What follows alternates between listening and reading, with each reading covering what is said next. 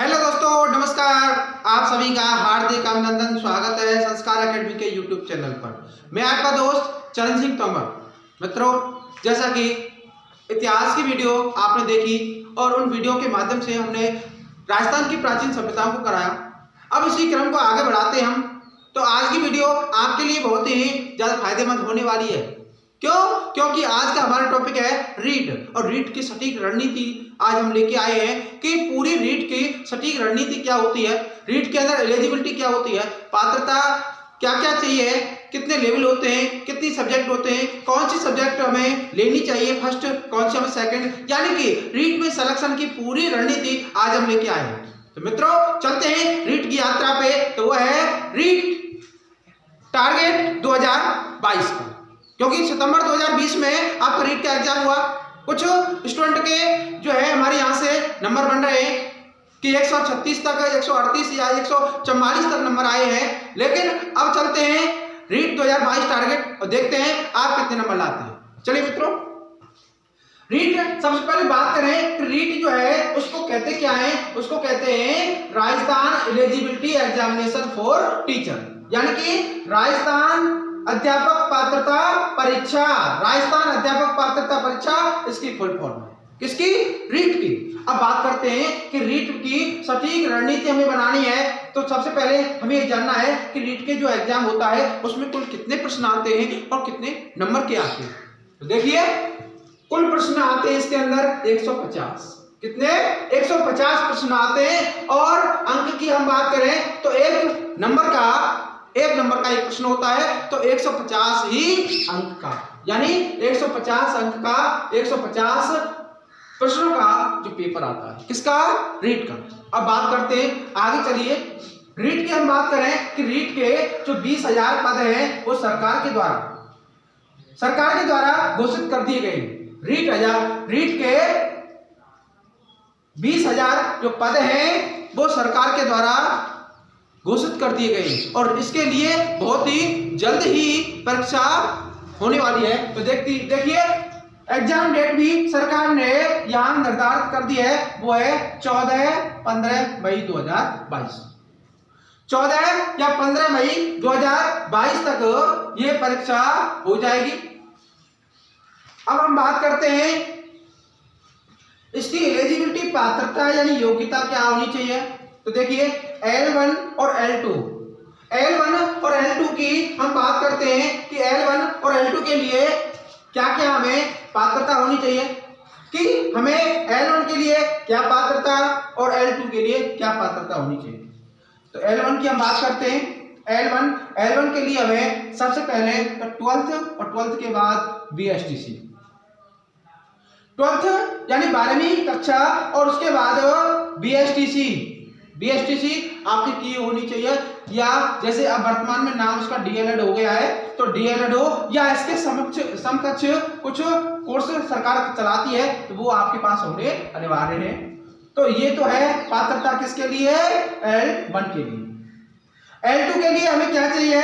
L2 के लिए हमें BA चाहिए, या आपकी MA हो, भले ही आपके पास BA हो या आपके पास MA हो या आपके पास MSc हो, ठीक है सर, या BSc हो, MSc हो। इसके बाद आपके पास BEd होना अनिवार्य है। क्लियर? यानी कि आपके पास BA हो, MA हो, BSc हो, MSc हो और इसके बाद BEd होना अनिवार्य है। बात करते हैं L1 के लिए कि L1 में सब्जेक्ट कौन कौन सी आती हैं। तो देखिए, L1 के लिए सब्जेक्ट कौन कौन सी है और कितने नंबर की आती है। तो 30% देखिए, 30% यानी 30% का रेशियो है। 30% आते हैं मनोविज्ञान के। मनोविज्ञान जिसको इंग्लिश में कहते हैं साइकोलॉजी या पेडागोजी। साइकोलॉजी और पेडागोजी के प्रश्न जो आते हैं और इसमें साथ में इनके टीचिंग मेथड भी शामिल होते हैं। तो 30% इसमें आते हैं मनोविज्ञान के और इनमें उनके टीचिंग मेथड भी शामिल है। उसके बाद में 30% आते हैं भाषा प्रथम, यानी लैंग्वेज होती है, 2 लैंग्वेज लेनी होती है।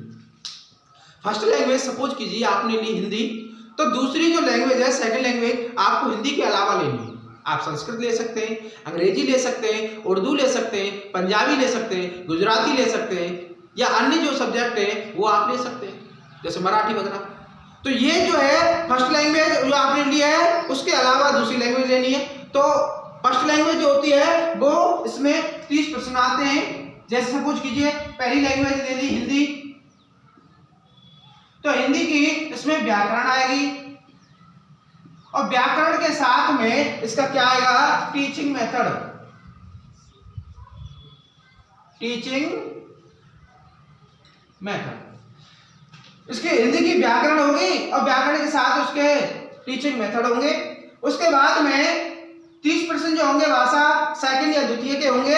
सपोज कीजिए इंग्लिश ली या संस्कृत ली, तो इंग्लिश या संस्कृत विषय होगी और साथ में के टीचिंग मेथड भी होंगे सेकंड लैंग्वेज की। बात करते हैं 30% होंगे मैथ के यानी गणित के, 30% गणित के होंगे और उनके साथ इसमें टीचिंग मेथड भी आएंगे। और 30% होते हैं एनवायरमेंटल यानी पर्यावरण के। तो पर्यावरण के 30%, कुल मिला के 150 प्रश्न। कितने अंक के मित्रों, 150 अंक के। 150 प्रश्न और 150 अंक के यहाँ आएंगे। उसके बाद हम बात करते हैं L2 की, लेवल 2 की हम बात करें तो इसके लिए पात्रता क्या थी, पात्रता BA हो, MA हो, BSc हो, MSc हो और साथ में B.Ed, तो B.Ed दारी हो उसी। और इसके अलावा देखिए L2 में जो रेशियो चाहिए, रेशियो कितना चाहिए कि 90-10 का रेशियो होता है। 90 यानी 90% तो किसकी, रीट का जो एग्जाम देंगे आप, उसका जो आप जितने नंबर लेंगे उसका 90% और 10% ग्रेजुएशन का, या जो आपने स्नातक किया है, स्नातकोत्तर किया है, ठीक है, तो वो अलग बात है। लेकिन यहाँ ग्रेजुएशन के नंबर कितने आए हैं तुम्हारे, तो उनमें से 10 का रेशियो होता है कि 90-10 का रेशियो होगा यहाँ पे। उसके बाद हम बात करें कि L2 को हम दो भागों में बांटते हैं। L2 यानी कि 6 से 8वीं तक, 6 से लेकर के 8वीं तक के लिए टीचर होते हैं। और ये वाले जो होते हैं L1 के जो होते हैं वो 1 से लेकर के 5वीं तक, 1 से लेकर के 5वीं तक होते हैं। और ये 6 से लेकर के 8वीं तक होते हैं। और ये भी यानी कि इसके दो भाग होते हैं L2 के। तो पहला होता है गणित विज्ञान वाला, मैथ साइंस, मैथ्स और साइंस वाले होते हैं। और दूसरा जो होता है वो होते हैं SST वाले, सामाजिक ज्ञान SST वाले होते हैं। और ये होते हैं मैथ साइंस वाले। तो इनको दो भागों में बांट दिया L2 को। अब बात करते हैं इनके प्रश्न कितने कितने और कितने अंक के आते हैं। तो देखिए 30% जो आते हैं वो आते हैं मनोविज्ञान के। मनोविज्ञान जिसे इंग्लिश में क्या कहते हैं, साइकोलॉजी। इसके साथ ही साइकोलॉजी के साथ उसका टीचिंग मेथड भी उसमें शामिल है। उसके बाद 30% आते हैं भाषा प्रथम के, यानी कि साइकोलॉजी चाहे वो मैथ साइंस वाला हो चाहे SST वाला हो, उन दोनों के लिए आएंगे। 30% भाषा प्रथम। भाषा प्रथम का वही सिस्टम है कि जैसे L1 में हमने बताया कि आपने हिंदी ले ली तो हिंदी की व्याकरण है, टीचिंग मेथड है उसमें आने, तो चाहे वो मैथ साइंस का हो चाहे SST वाला हो। उसके बाद में भाषा द्वितीय देखें, सेकंड देखें, तो सेकंड का भी सिस्टम यही है कि सपोज कीजिए इंग्लिश ली तो इंग्लिश सब्जेक्ट के क्वेश्चन आएंगे और उसके अलावा उसके टीचिंग मेथड भी उसमें शामिल है। उसके बाद में इधर देखिए जो मैथ साइंस वाले होते हैं उनके लिए 60 प्रश्न आते हैं। किसके, 30% तो आते हैं गणित के और 30% आते हैं विज्ञान के, ठीक है। और गणित और विज्ञान इनके क्या आते हैं, टीचिंग मेथड, टीचिंग मेथड, गणित और विज्ञान के टीचिंग मेथड इसमें आते हैं। और SST वाले को देखें तो 60 प्रश्न आते हैं सामाजिक ज्ञान के SST के। SST के अंदर काफी सब्जेक्ट होती हैं, जैसे हिस्ट्री की बात करें, ज्योग्राफी की बात करें या सिविक्स की हम बात करें, तो ये जो सोशियोलॉजी की हम बात करें, ये सारी सब्जेक्ट जो है वो SST के अंदर आते हैं।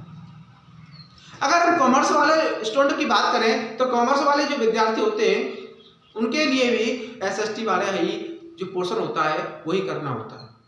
क्योंकि अगर देखा जाए तो जो कॉमर्स का जो सिलेबस प्रारंभ होता है वो 11वीं क्लास से होता है और इसका जो लेवल होता है वो 6 से 8वीं तक।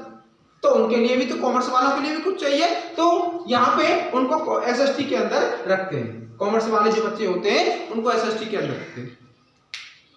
अब आपको देखना है कि ये रीट की रणनीति हमने बनाई, तो देखो किस प्रकार हमने इनको डिवाइडेशन किया, सब्जेक्ट यानी लेवल को हमने किस प्रकार बांटा।